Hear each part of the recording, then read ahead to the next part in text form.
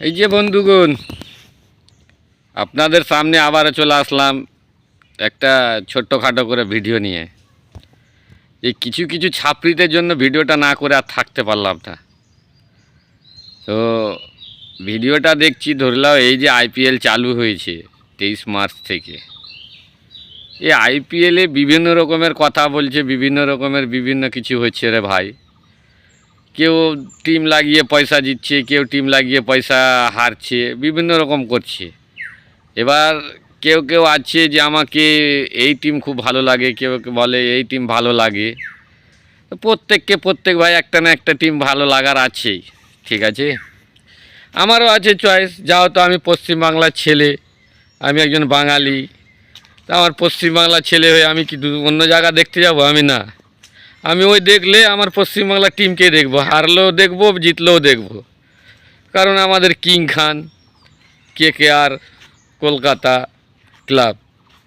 আর এই খেলা কোনো মানে দেশ আর অন্য এই কান্ট্রি আর ওই কান্ট্রির সঙ্গে হচ্ছে না, এটা ভারতের মধ্যে হচ্ছে, এক একটা রাজধানীর মানে এক একটা রাজ্যের ক্লাবের খেলা।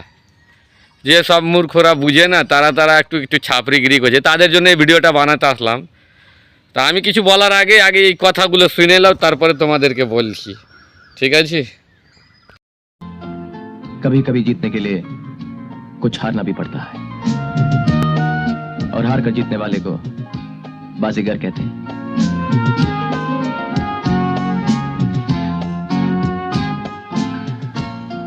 क्या कहते हैं? बाजीगर।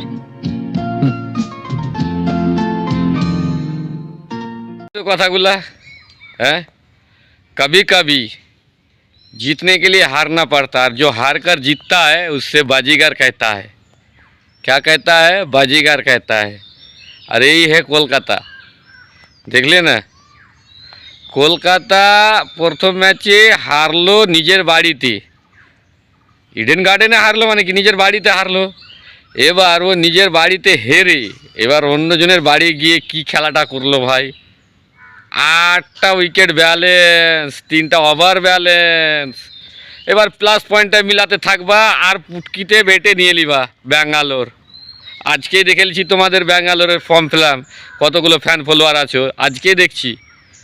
আরে ভাই, 18 বছরে কোনো দিন মাথা চেড়ে এভাবে দাঁড়াতে পারেনি, আর তাদের হয়ে তোমরা ছাপরিগিরি করছো আর ভিডিও বানিয়ে দিচ্ছ ফেসবুক, ইউটিউবে।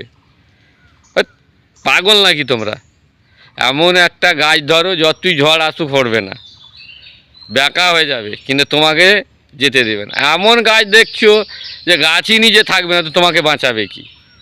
ওরা ভাই আসবে যাবে, কলকাতা আছে থাকবে, চ্যাম্পিয়ন ট্রফি নিতেই থাকবে, বুঝতে পারলা? ওই জন্য ওই কথা বলেই দিয়েছে শাহরুখ খান প্রথমেই, জিतना मेरा नेशा नहीं, जितना मेरा पेशा है। समझ में आ गया ना? ভালো থাকো, সুস্থ থাকো, বাস এটুকুই বললাম। আর আগে বেশি বাড়াবাড়ি করলে এর থেকে আবার ডেঞ্জারাস করে দিয়ে দেবো, ঠিক আছে? একটু ভালোবাসা দিয়ে দিলাম।